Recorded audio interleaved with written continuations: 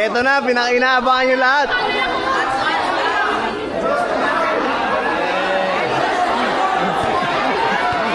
Parang kinabahan ka.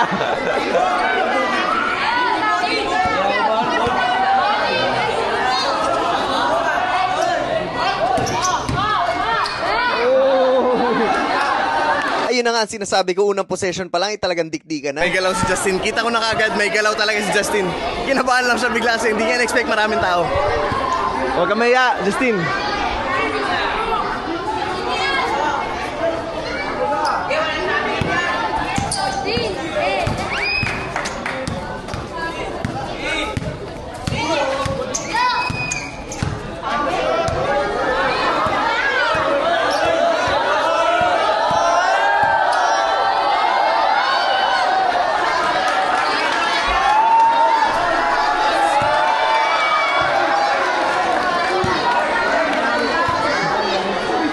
Okay lang, Justin?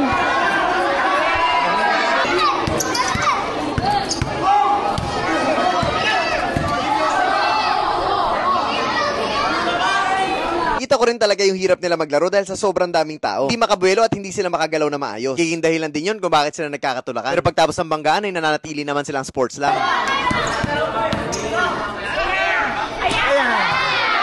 Tumakto pa dahil yung ring nila ay sobrang liit at napakatigas. Sobrang hirap makashoot sa ganyang klaseng ring. Sa tingin ko ay talaga mahihirapan tong dalawan to makabutas. Depensa.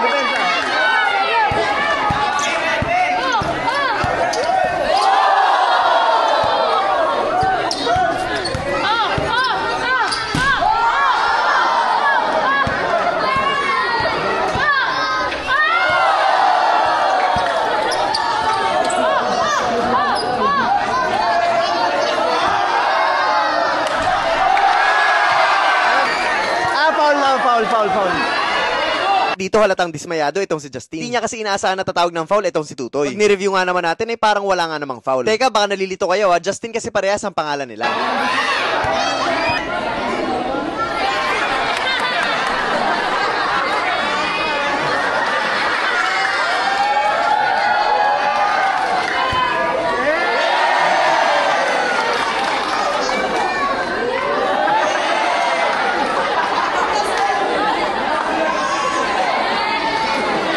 Game.